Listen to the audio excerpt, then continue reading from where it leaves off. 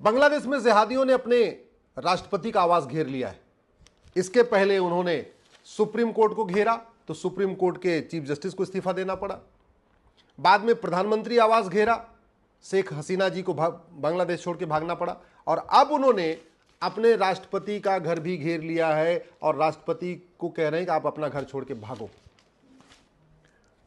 कभी भारत का supreme court आज तक घेरा गया क्या? नहीं। कभी भारत के प्रधानमंत्री का घर घेरा गया और भारत के किसी प्रधानमंत्री को भागना पड़ा क्या? बिल्कुल नहीं। क्या कभी भारत के राष्ट्रपति भवन को घेरा गया क्या? बिल्कुल नहीं। मैं इसलिए कह रहा हूं, भारत और बांग्लादेश में अंतर क्या है? बांग्लादेश पहले ईस्ट बंगाल था। बंगाल का दो पार्ट हुआ, एक पार्ट चला गया ईस्ट बंगाल, दूसरा बन गया वेस्ट बंगाल। वेस्ट बंगाल हमारे पास है और ईस्ट बंगाल बन गया बांग्लादेश। और आज स्थिति यह है कि सुप्रीम कोर्ट के जज वहां इस्तीफा दे दे के भाग रहे हैं, प्रधानमंत्री वहां से भाग रही हैं, राष्ट्रपति भी भागने वाले हैं, बहुत सारे सांसदों ने इस्तीफा दे दिया है। और बांग्लादेश में खासतौर पे जो हिंदू डॉक्टर हैं, इंजीनियर हैं या क्लर्क हैं, चाहे वो कलेक्टर हैं, चाहे कप्तान हैं, उनसे जबरदस्ती इस्तीफा दिलवाया जा रहा है। अब तक हजारों की संख्या में हिंदू इस्तीफा दे चुके हैं अपनी सरकारी नौकरी से। बांग्लादेश में भी संविधान था जैसे भारत में संविधान है, बांग्लादेश में भी सुप्रीम कोर्ट थी जैसे भारत में सुप्रीम कोर्ट है, बांग्लादेश में भी सेना है जैसे भारत में सेना है, बांग्लादेश में भी कलेक्टर कप्तान है जैसे भारत में कलेक्टर कप्तान है। तो सवाल यह है कि जो समस्या बांग्लादेश में है वो भारत में क्यों नहीं है? अंतर क्या आपको लगता है? संविधान के कारण? भारत में लोग सुरक्षित हैं, संविधान के कारण नहीं है।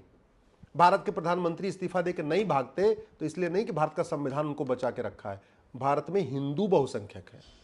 भारत के सुप्रीम कोर्ट के जजों को इस्तीफा देकर भागना नहीं पड़ता है। अभी बांग्लादेश का एक सुप्रीम कोर्ट के जज तो बॉर्डर पे मिला, उसको बीएसएफ वालों ने पकड़ा, वो भारत में घुसने की कोशिश कर रहा था। कभी आपने सुना कि भारत के सुप्रीम कोर्ट के जज भाग रहे हैं, उनको खदेड़ा गया? और नहीं। क्यों? संविधान नहीं, सेना उनको नहीं बचा रही है, संविधान उनको नहीं बचा रहा है, पुलिस प्रशासन नहीं बचा रहा है। भारत में हिंदू बहुसंख्यक हैं इसलिए वो सुरक्षित है। मैं बार बार कह रहा हूं, भारत के सारे नेता, अभिनेता, लेखक, बुद्धिजीवी, पत्रकार, कलमकार, लेखक अच्छी तरीके समझ लें, आपको संविधान नहीं बचा रहा है, हिंदू बहुसंख्यक हैं इसलिए आप आराम से रहते हैं। आप कोई भी फैसला दे देते हैं माननीय सुप्रीम कोर्ट के जज, हाई कोर्ट के जज, फिर भी कुछ भी नहीं होता, अराजकता नहीं फैलती। क्यों? क्योंकि यह हिंदू बहुसंख्यक है।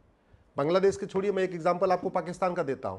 कुछ दिन पहले पाकिस्तान में सुप्रीम कोर्ट के जज ने बोल दिया था कि गैर मुसलमानों को भी अपना एक समान धार्मिक अधिकार है। भारत में तो रोज बोलते रहते हैं, भारत की एक कोई न कोई हाई कोर्ट या सुप्रीम कोर्ट हर हफ्ते ये कहती है कि भारत में सब लोग एक समान है और सबको समान धार्मिक अधिकार है, ये बोलते रहते हैं। आज तक कभी सुप्रीम कोर्ट किसी ने घेरा क्या? नहीं घेरा। पाकिस्तान में एक बार बोला है आजादी के बाद कि सभी पाकिस्तान में रहने वाले सभी नागरिकों को धार्मिक स्वतंत्रता एक समान है, पाकिस्तान में रहने वाले सभी एक समान है। नतीजा यह हुआ, पूरे सुप्रीम कोर्ट पे धावा बोल दिया और सुप्रीम कोर्ट के जजों को बाकायदा सेना बुलानी पड़ी, सारे कोर्ट छोड़ छोड़ के जाके अपने चैम्बर में जाके बैठे और वहां से सेना उनको सुरक्षित निकाल के ले गई है। यह नतीजा हुआ है। पाकिस्तान में भी सुप्रीम कोर्ट है, पाकिस्तान में भी संविधान है, पाकिस्तान में भी सेना है, पाकिस्तान में भी कलेक्टर है, पाकिस्तान में भी कप्तान है। लेकिन वहां पे सांसदों की क्या हालत है, वहां के प्रधानमंत्रियों की क्या हालत है, वहां के जजों की क्या हालत है, आप खुद देख लीजिए। बार बार पाकिस्तान में सत्ता परिवर्तन होता है, क्यों? और भारत में नहीं होता। भारत में राजनीतिक स्थिरता क्यों है? जानते हैं? हिंदू बहुसंख्यक। भारत में सुप्रीम कोर्ट कोई भी फैसला दे देती, कभी जलीकट्टू का फैसला, कभी किसी भी चीज का फैसला, फिर भी शांति रहती है। क्यों? क्योंकि हिंदू बहुसंख्यक है। भारत में सुप्रीम कोर्ट बार बार कहता है सब एक समान है, जबकि धर्म और रिलीजन में जमीन आसमान का अंतर है। धर्म जोड़ता है, रिलीजन तोड़ता है। धर्म और मजहब कभी एक समान हो ही नहीं सकते, और सारे पंथ भी एक समान नहीं हो सकते। जैसे पांचों उंगलियां एक समान नहीं हो सकती ना, ऐसे सारे पंथ एक समान नहीं होते। जैनिज्म की टीचिंग बिल्कुल अलग है, बुद्धिज्म की टीचिंग बिल्कुल अलग है, सिखिज्म की टीचिंग बिल्कुल अलग है, और क्रिश्चियनिटी की टीचिंग बिल्कुल अलग है, और इस्लाम की टीचिंग बिल्कुल अलग है। आप देख लीजिए, बिल्कुल अंतर है। सच्चाई यह है, मजहब ही सिखाता है आपस में बैर रखना। इसके बावजूद हमारे सुप्रीम कोर्ट के जज बार बार कहते रहते हैं कि नहीं नहीं, मजहब नहीं सिखाता आपस में बैर रखना, सब एक समान है, और फिर भी कोई अराजकता नहीं फैलती। यहां पे भारत का सुप्रीम कोर्ट मदरसों को प्रोटेक्ट करता है। पाकिस्तान के सुप्रीम कोर्ट के जजों की इतनी हिम्मत नहीं है कि वहां के वो गुरुकुल को प्रोटेक्ट करने की हिम्मत करे। बांग्लादेश के जजों की इतनी हिम्मत नहीं है कि वहां के वो गुरुकुल को प्रोटेक्ट करने की हिम्मत करें। और पाकिस्तान, भारत का सुप्रीम कोर्ट मदरसों को प्रोटेक्ट करता है, और उन मदरसों को प्रोटेक्ट करता है जिसमें भारत के खिलाफ नफरत सिखाई जाती है। उन मदरसों को भारत का सुप्रीम कोर्ट प्रोटेक्ट करता है जहां सिखाया जाता है वंदे मातरम हराम है, भारत माता की जय हराम है, माता पिता का पैर छूना हराम है, होली दिवाली दशहरा पोंगल मनाना हराम है, हिंदुओं से बातचीत करना हराम है। उन मदरसों को भारत का सुप्रीम कोर्ट प्रोटेक्ट करता है जहां हथियारों का जखीरा मिल चुका है, जहां पे गजवा हिंद की प्लानिंग होती है, जहां पाक नापाक सिखाया जाता है, जहां हराम और हलाल सिखाया जाता है, जहां भारत के खिलाफ ही चीजें तैयार होती हैं। उन मदरसों को भारत का सुप्रीम कोर्ट प्रोटेक्ट करता है जहां पे संविधान के सहारे संविधान को खत्म करने की साजिश चल रही है। भारत का सुप्रीम कोर्ट उन मदरसों को प्रोटेक्ट करता है जहां लोकतंत्र के सहारे लोकतंत्र को खत्म करने की पूरी तैयारी चल रही है।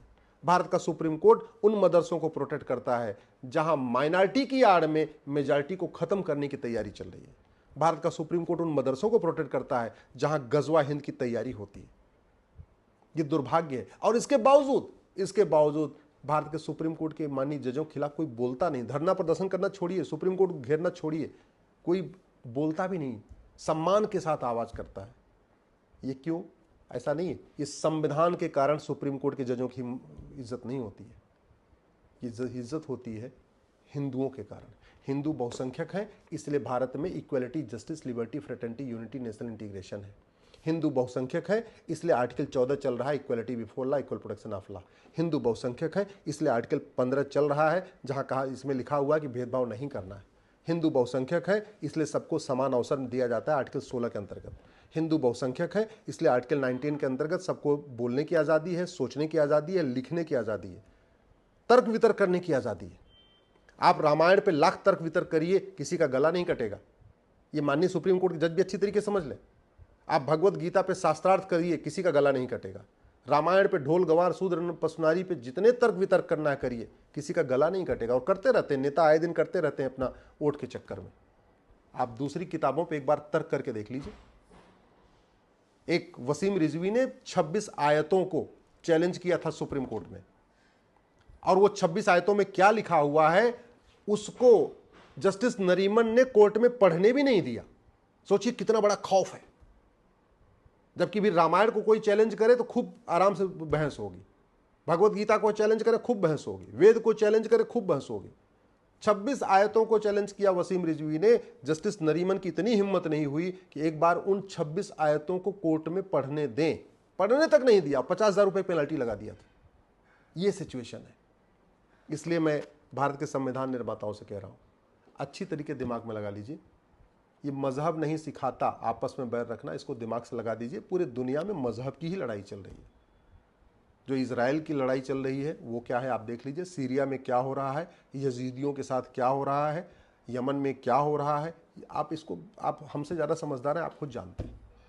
और भारत में क्या हुआ है, कश्मीर में क्या हुआ था, आप खुद जानते हैं, इसमें कहने की ज़रूरत नहीं है। 1947 में क्या हुआ था, इसको बताने की ज़रूरत नहीं है। और 1947 में अगर सब कुछ नॉर्मल डिवीज़न हुआ था तो फिर मजहब देख देख के क्यों मारा गया था? फिर तो आराम से डिवीज़न होने देते, 15 दिन 20 दिन महीने भर का टाइम देते, सब लोग इधर से उधर शिफ्ट कर लेते। फिर मारा क्यों, हत्या क्यों किया, बलात्कार क्यों किया? मैं माननीय सुप्रीम कोर्ट के जजों से निवेदन करूंगा, एक बार जरा, अब आडवाणी जी तो बुजुर्ग हो गए, आपको बता नहीं पाएंगे, जेठमलानी जी रहे नहीं इसलिए आपको बता नहीं पाएंगे, लेकिन मैं बहुत सारे पाकिस्तान से आए हुए शरणार्थियों से मिल चुका हूँ। मैं जानता हूं कि आडवाणी जी के साथ क्या हुआ था पाकिस्तान में, जेठमलानी के साथ पाकिस्तान में क्या हुआ था, पृथ्वीराज कपूर क्यों भागे थे, अब मिल्खा सिंह पाकिस्तान छोड़ के क्यों भागे, गुलजार साहब पाकिस्तान छोड़ के क्यों भागे, मोहिंदर अमरनाथ पाकिस्तान छोड़ के क्यों भागे, सुनील दत्त पाकिस्तान छोड़ के क्यों भागे, प्रेम चोपड़ा पाकिस्तान छोड़ के क्यों भागे, ऋतिक रोशन के दादा रोशन साहब पाकिस्तान छोड़ के क्यों भागे? अरे मजहब के आधार पर भारत का विभाजन हो गया और आप आज भी मजहब नहीं सिखाता आपस में बैर रखना। ये स्टॉकहोम सिंड्रोम से आप बाहर कब आओगे? ये नार्सिज्म, मेगलोमोनिया और स्टॉकहोम सिंड्रोम, ये 3 बीमारियां भारत को बर्बाद कर देंगी अगर जनता नहीं जागी तो। इसलिए मैं आपसे निवेदन कर रहा हूं, इस वीडियो को अपने जानने वाले सभी नेताओं, अभिनेताओं, लेखकों, बुद्धिजीवियों को भेजिए, पत्रकारों, कलमकारों को भेजिए। जागरण होगा मानसिकता बदलेगी तो भारत बचेगा, नहीं तो जैसे पाकिस्तान निकल गया हाथ से, अफगानिस्तान हाथ से निकल गया, बांग्लादेश हाथ से निकल गया, मालदीव हाथ से निकल गया, ये सब हिंदू राष्ट्र हुआ करते थे। और भारत में 9 राज्यों में हिंदू खत्म हो गए, 800 जिलों में से 200 जिलों में खत्म हो चुके हैं, 6000 तहसीलों में 1500 तहसीलों में खत्म हो चुके हैं, बॉर्डर की 300 तहसीलों में 300 की 300 तहसीलों में खत्म हो चुके हैं। 20-25 साल के बाद फिर वही होगा जो 1947 में हुआ था। अगर नहीं सुधरे, खासतौर पर इस संविधान के शपथ लेने वाले सांसद, विधायक, मंत्री और जज अगर नहीं सुधरे, तो जो 1947 में हुआ था वो सब 2047 में होगा।